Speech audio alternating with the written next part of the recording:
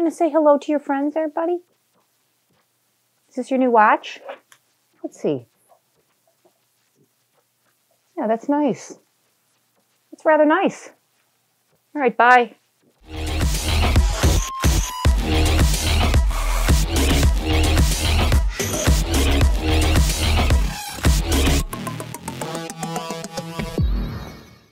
Why, hello again, endurance nerds. It's still January. It's still winter. There's still 2.5 feet of snow out there. I've had a hard time knowing what to do with all that until I came up with a great solution. Spend obnoxious amounts of money on toys that I probably don't need. There it is, the Garmin Epix Generation 2. It's a great way to spend the month. Please don't do that. That is not financial advice. Don't spend all your money on toys that you don't need. But you know I must like you guys if I'm willing to forestall the gratification of opening my new toy. You can see that it's still sealed here, to share it with you. And in this video, I wanted to go through a little bit of an unboxing and first impressions of this Garmin Epix Generation 2, as it's a watch that was rebooted after almost 6 years of not being on the market. And it's quite a divergence from its original inception. And I wanted to talk through it with you guys. I know that it's raised a lot of eyebrows. It's a bit of a surprise release. So I figured I'd share this experience with you and talk a little bit about why I chose this one over the Fenix 7 lineup, who this might be for, some of the key features. I'm not going to go through a whole robust review. I'm going to leave that to the folks who have had this device in their hands for several months and have been able to put them through their paces. I'll leave some links down below to DC Rainmaker as well as DesFit's videos on this and the Fenix 7 device, because I think there's a lot of value there and they go through all of the features and specifications ad nauseum. But I want to talk about why I purchased this one, what demographic I fall into, what I was looking for, and you can maybe align yourself with what I'm looking for and decide whether you are in the same camp or maybe if a different device is right for you. Not to mention, it's just exciting and fun to share new toys. So the standard disclaimers apply here. I am not sponsored by Garmin. Would love to be, but I'm not. They did not send me this for the purpose of review. They don't know that I'm making this video. I purchased this with my own money. Trust me, my bank account feels every red cent of that. No conflict of interest there. And to just give you a little bit of a history of me with Garmin, I have been using Garmin devices pretty loyally since about 2012. Heart rate monitor or a watch, bike computer, power meters. I've pretty much used them all, several different versions and iterations of them. I've always been pleased with Garmin. I think they come up with high quality devices. They have certainly stumbled at times along the way. That's what happens when you're first to market on a lot of things. We all remember what happened with the Vector 3s. I hope that by now most people see that they have recovered from that bit of a snafu and continue to push forward, continuing to release a number of very high quality devices that are feature packed. And I've really enjoyed them as a company because they do as much as they can to support their older devices. They don't try to force obsolescence. They continue to push out firmware upgrades, continue to support accessories, not necessarily change all the fitment from year to year, so that you don't feel like every time a new device comes out, you have to rush out and upgrade unless you truly want to. And I really respect that out of a company, and I hope they continue to do that going forward. And it's a huge reason why I continue to go and purchase their device. So without any further ado, let's crack into this device here and we'll talk through it. Let me get my handy dandy sharp thing here and crack open the seal here. This is really fun stuff. If I don't cut myself, I'll be very careful, delicate. Go ahead and open this up. Traditional packaging in that gray and white design, as has been the case for the past couple of generations here. Here is the piece de resistance. We will come back to this. Let me go through some of the key peripherals here. I'll go ahead and pull this out. Not a whole ton in here. You know, Garmin has been known to include tons of peripherals with their devices and just have a box packed with things that you don't necessarily need. Looks like we have a little bit of documentation in here. They always include a whole book. These are in probably like 7 or 8 different languages, if not more. They kind of combine the retail packaging for a number of different countries. I'm not going to go through that. That's documentation. Most of this stuff can be found online anyway. But really, this watch is pretty simple, especially as compared to some of the past versions or watches that I've owned. It comes with a charger and a watch. I don't see really any of the adapters here. This Forerunner here came with an adapter, a quick release to put on your bike or other types of equipment. This one is just a simple watch. So makes the unboxing rather simple. Let me get rid of this additional packaging here. I'll crack open this charger. And this is one of the things that I was talking about where Garmin remains consistent with its peripherals or their accessories. So this charger has been the same pinout for several generations. So you'll see that this actually fits in my Garmin 935 that's several years old. It would sit there and it would charge that device. It would also charge my current device, which is my Fenix 6X Pro here.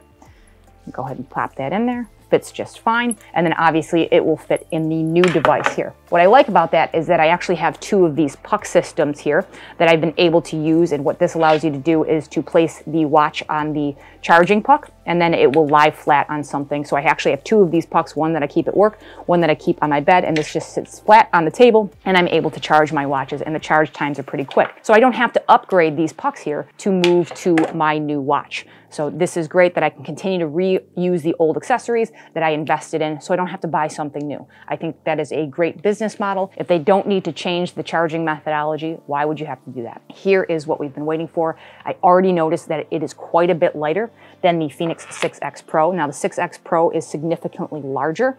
The 7X Pro would be the equivalent size of the 6X Pro, but this is actually part of the reason that I moved into the Epix. Now I can get the Fenix 7 in the smaller size, so I'll talk about that a little bit more. But we'll get this thing booted up and we'll take off the screen protector here.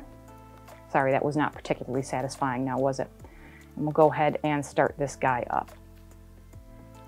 Okay, we'll start that up and we'll let that thing do its thing. I'm going to have to run a firmware upgrade on that. So let me go ahead and pair this up with my phone real quick and I'll give you guys a little bit better of a view of what this thing looks like. 1 minute. 37 seconds later. Okay, in retrospect, I probably could have kept the camera running for that. I was expecting maybe 5 to 10 minutes to get this thing set up. It took me less than 2 minutes, and that included getting it paired up with Garmin Connect to do all of the system updates that were required, to update it from the factory settings here, to be able to get Spotify uploaded, to be able to get Garmin Pay set up and ready to go. I did not go through my data screens yet, but in 2 minutes, this thing is ostensibly ready to go. This thing, I think when I purchased it, now granted that was several years ago, this took maybe between 5 and 10 minutes to do all of that. Sometimes there were some connectivity issues, but setting things up have gotten a lot more streamlined with the passing generations. So kudos to Garmin to continuing to make these easier to use. Now, in the several minutes that I've been looking at this thing, I already realized that I have absolutely zero buyer's remorse whatsoever for the primary reason that I went with the Epix over the Fenix,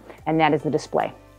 If you can see, the transflective display of the Fenix has nothing on the AMOLED display of the Epix lineup. The 65,000 colors versus the 64, and even just the brightness alone, I mean, it almost looks like this thing isn't even on anymore. I'm so used to using this thing, it already, just by contrast, this thing just seems so dim, and I'm very happy with the display. So that's a good segue to talk about why I went with the Epix device in a general sense, and why I went for the AMOLED and traded off some of the features that might have come with the Fenix lineup. So in evaluating the new watch, I looked at a couple of things. First thing, I was ready to kind of trade down a little bit of bulk and size. I've been using the Fenix 6X Pro, which is their largest watch, and you can kind of see, I won't put the whole thing on, but it's very bulky on my wrist. It's actually wider than my wrist. It's not particularly built for a woman's wrist or a man with a smaller wrist. It is definitely big. Now, it makes it great to look at. You can fit more things on the display, so if you wanted multiple fields on there, having that extra real estate is nice, but because it is my daily driver and I do work in a professional environment, I was ready to purchase something that was a little bit less conspicuous. Yes, I would trade down on the screen size a little bit, but it wasn't quite as obvious.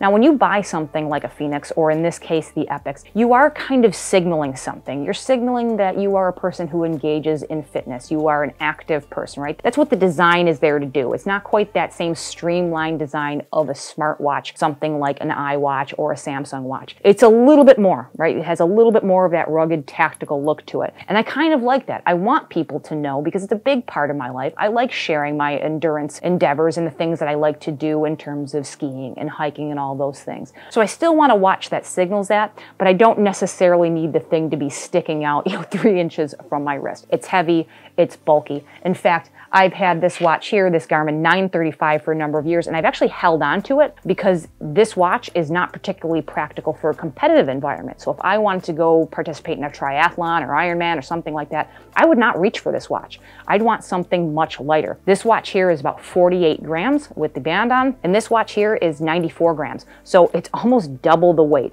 And the profile, I mean, granted, the screen size itself is much different, but just the heft of the two watches is completely different. So I wanted something that was kind of a go-between, because this is really light. I'm not saying that this is delicate, but this is not something that I feel super confident taking out on a hike or out snowboarding where I might be smashing my hand against something and it might get crushed or broken. It does have a strong screen, but it's not going to be something that really imbues me with a ton of confidence. So that is why I wanted to go with something a little bit in between. So that had me looking at kind of their mid-range sizes. They have a number of different models. I'm going to get them all mixed up, but they have a few of the Fenix 7 watches that are the same size as the Epix. So then I'm looking at the two watches side by side and looking at the features that they have. Now the two features that I traded off to go with the Epix are the solar panel along the outside that helps to maintain some charge on the watch and helps you extend that battery life. And then they had the flashlight included, which is really kind of a clutch feature because it was a very strong flashlight. It was something that you could use out in the woods, something that you could use as a flasher to be able to be seen by cars if you were going out for an evening run or even an evening bike. You can put that on your wrist and have people see you from different angles. And I decided that for me,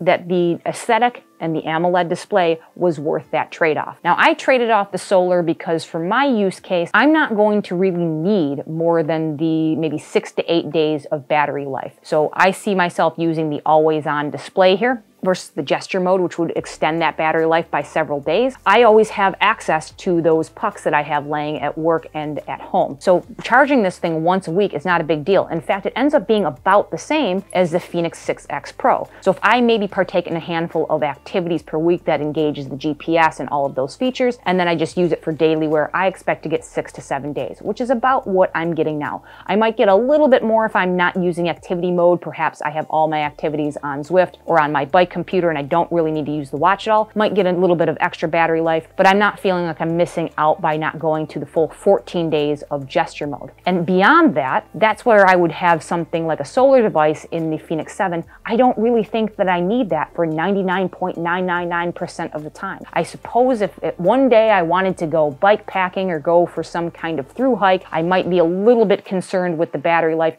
not having that solar attached to it. In that case, I would just bring a charger. But considering that the sun doesn't see this side of the planet for 6 months out of the year, and when I am using the watch, I probably am dealing with some sort of cloud cover or tree canopy, I don't know that I'm going to get the full utilization out of the solar to be worth the trade-off for me to go from the Epix back to the Fenix lineup. Now, I do like that they are starting to make the solar, you're not paying extra for solar anymore. It just seems to be the standard. You can get the Fenix watches without solar, but they're making the prices competitive with the previous generation that did not have solar at all. And I think that sometime down the line, they might figure out how to get some solar embedded in the AMOLED. It's probably not going to be as effective because the AMOLED display has a much larger draw and the solar panels are so small, but every little bit helps, and I would not be surprised to see that in the future. But aside from that, the two watches are identical, and I absolutely love that. I thought that the Garmin Venue was a beautiful watch, but it did not scream to me that it was an athlete first watch. It looked more like a fitness tracker of a watch, like Garmin's version of the Fitbit. That really didn't interest me. I wanted something that was going to fully replace the Fenix 6X, and I am very happy with the implementation of features that they have provided in this Epix series watch. This could potentially be a Fenix killer for those people who are like me, which I know is a number of you out there who own these Fenix watches that like to use it as their daily driver, want something that kind of speaks volumes about what they like to do with their free time, but they can still wear all throughout their lives, that tracks all of those things like sleep and heart rate variability and body battery, menstrual cycles for women, hydration, pretty much more things than you'll ever want to track. You have all of that right at your fingertips with your phone and with your watch at hand. They've done some great implementation here, and I think that a lot of people will move away from the Fenix watch. And that makes me wonder what they're going to do with the Fenix lineup, because I think the Fenix had ended up in this evolution where it moved from a more tactical watch, and then somewhere around the 5 series, it started moving towards this kind of do-it-all for everybody type of watch. Were you an endurance athlete that also liked to go hiking, skiing, mountaineering, what have you? This was the watch for you, and more people started leaning towards this as their flagship watch. I'm wondering if now, with the Epix series, that there is not some kind of divergence beyond the Fenix 8, where this moves back towards being a tactical watch, and this becomes that kind of daily driver, that person who's the professional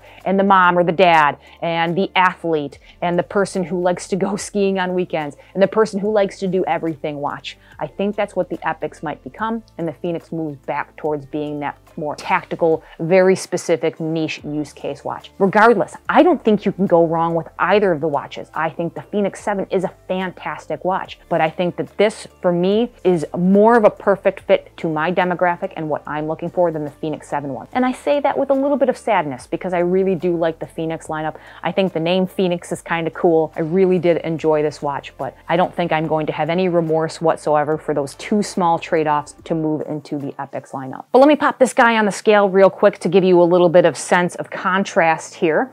I mean, who doesn't use a coffee scale to weigh their peripherals here? So this device here, it weighs 70.8 grams. As I mentioned, this one's 91 grams and this one is 48 grams. So as I kind of anticipated, this is kind of right in the middle of the road. It doesn't feel quite as, delicate is the wrong word, but I can't think of a better word to use. This definitely feels like it's a little bit more robust. It has that more of a metallic feeling, a little bit more heft in the hand, but not quite as bulky as the Fenix watch. I think the difference between just the standard Fenix 7 and the Epix is negligible. I believe there's a 1 gram difference between the two. So if you're not comparing the Fenix 6X Pro, obviously that's not really comparing apples to apples there. For me, and the reason I moved from the Fenix 6X Pro, I dumped a ton of heft and bulk and weight, and I think I'm going to be very happy. So let me go ahead and throw this on my wrist because I have not actually done that yet.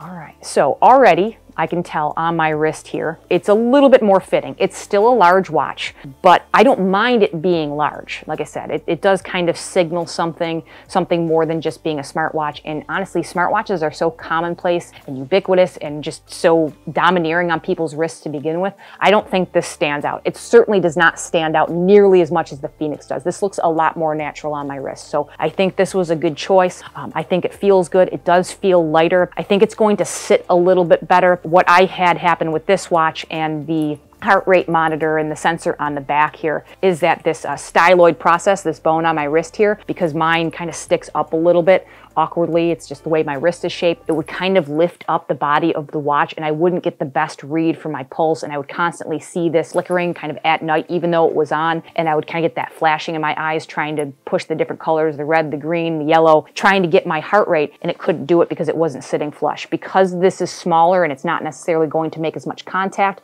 and I can wear it a little bit further up my wrist comfortably, I think that this is going to be better all around in terms of heart rate accuracy as well. So I think I am really pleased. The only thing that I'm noticing that I'm not quite as keen on, and I think I will get used to it, I like the quality of the band on the Fenix a little bit better. And I don't know if that's really the word quality is the word that I'm looking for.